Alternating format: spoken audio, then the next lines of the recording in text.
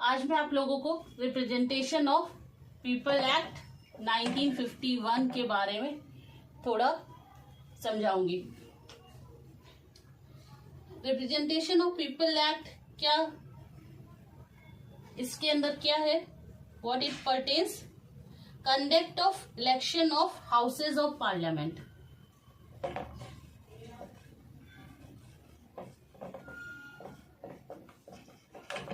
conduct of elections of houses of parliament। houses of parliament का मतलब Lok Sabha, Lok Sabha and राज्य सभा। ओके, दूसरा houses of legislature of each state,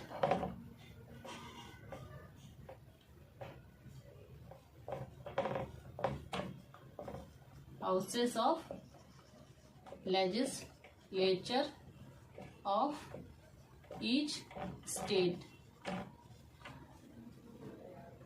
कुछ स्टेट्स में हमारे स्टेट असेंबली है और कुछ में क्या है, स्टेट काउंसिल है। ओके, तो कुछ में टू हाउसेज हैं, जैसे यहाँ पे लोकसभा, इस सेंटर में लोकसभा राज्यसभा है, वैसे वहां पे स्टेट असेंबली और काउंसिल है, स्टेट असेंबली और काउंसिल है। ओके, नेक्स्ट क्या है, अच्छा ये नोटिफिकेशन ऑफ इलेक्शन से, notification of election,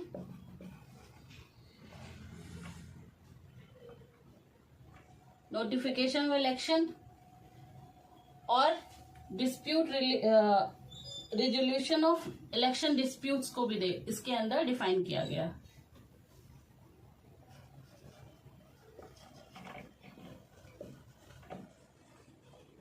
election disputes,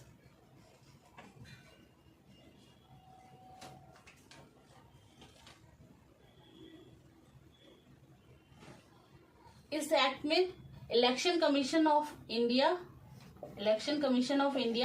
जो प्रोसीजर फॉलो करता है इलेक्शन कंडक्ट कराने के लिए, वो भी इसमें क्या है, डिफाइन किया गया है। इलेक्शन कमीशन के एक बॉडी है, ऑटोनॉमस बॉडी है, ऑटोनॉमस बॉडी है, और एक कॉन्स्टिट्यूशनल बॉडी है, कॉन्स्टिट्यूशनल बॉडी है। ये स्टेट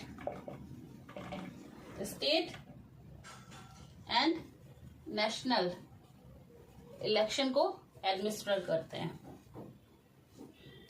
इसमें इस एक्ट में क्वालिफिकेशन और डिसक्वालिफिकेशन भी मेंशन की गई है।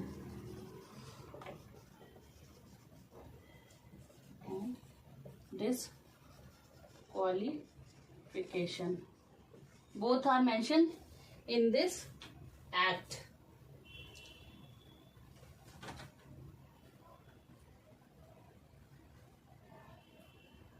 इसमें क्या क्या डिफाइन किया गया, करप्ट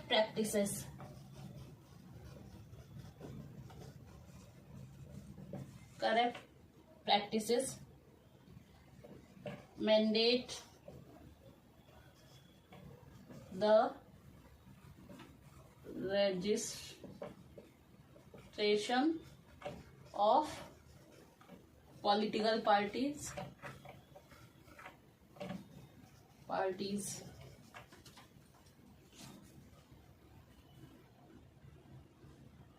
अच्छा, नॉमिनेशन ऑफ कैंडिडेट की नॉमिनेशन ऑफ कैंडिडेट्स, इसके बारे में, पोलिंग के बारे में, पोलिंग, इलेक्शन रिजल्ट,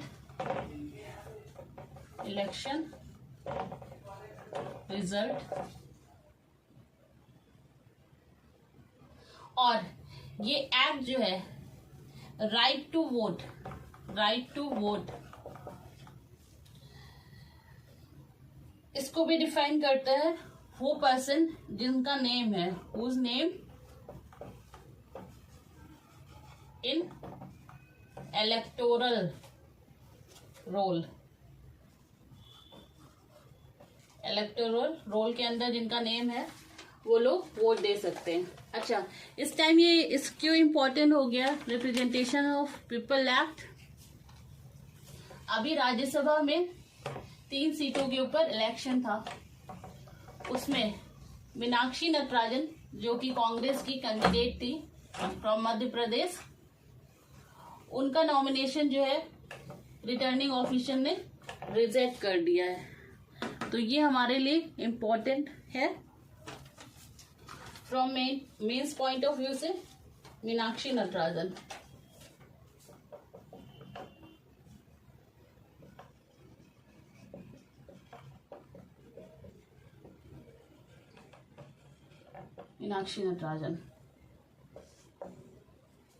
इनका नॉमिनेशन रिजेक्ट कर दिया गया।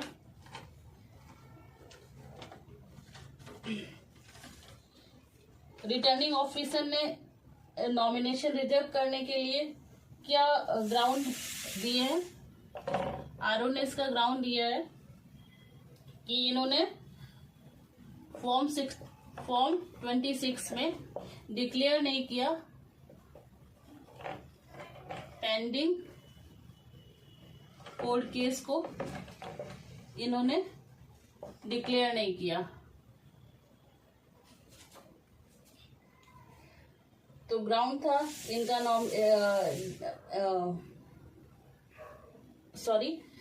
ग्राउंड था इनका रिजेक्टिंग हर नॉमिनेशन अंडर फॉर्म 26। इनका nomination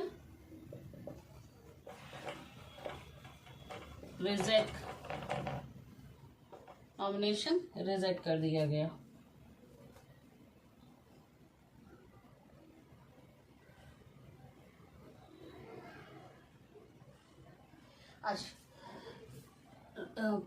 representation of people act का सेक्शन जो है सेक्शन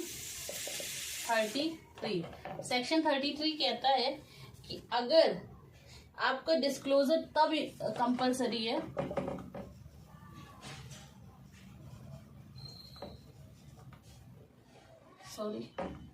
डिस्क्लोजर तब कंपलसरी है अगर आपका जो भी पनिशमेंट है उसमें अगर 2 ईयर एंड मोर का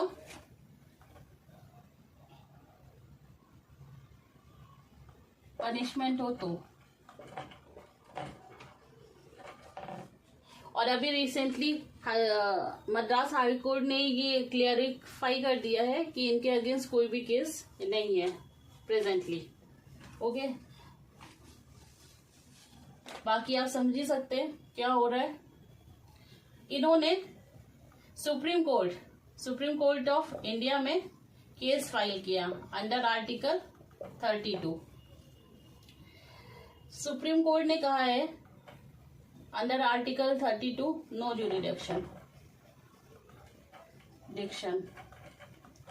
jurisdiction under article 32 to hear the challenge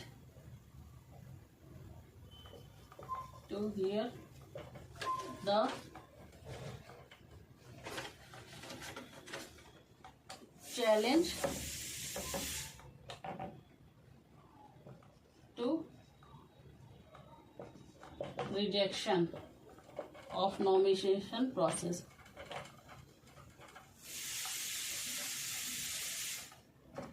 इन्होंने कहा है कि इसके अंडर आर्टिकल 32 के अंदर कोई जुरिडिक्शन नहीं बनता है कि इस टाइम ये केस इस आर्टिकल के अंदर सुना जाए और रिजेक्शन प्रोसेस को चैलेंज किया जाए जब इलेक्शन प्रोसेस कंटिन्यू है। और अंडर आर्टिकल 329 सेक्शन बी ये कहता है कि सुप्रीम कोर्ट ने कहा है कि जुडिशियल इंटरफेरेंस ये इसके अंदर भी इलेक्शन डिस्प्यूट्स में बार्स जुडिशियल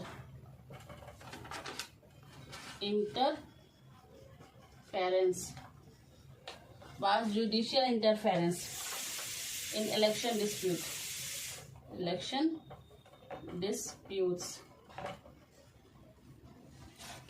सुप्रीम कोर्ट ने बोला है कि अंडर आर्टिकल 329 सेक्शन बी के अंदर ये भी जुडिशियल इंटरफेरेंस को बार करता है इलेक्शन डिस्प्यूट में।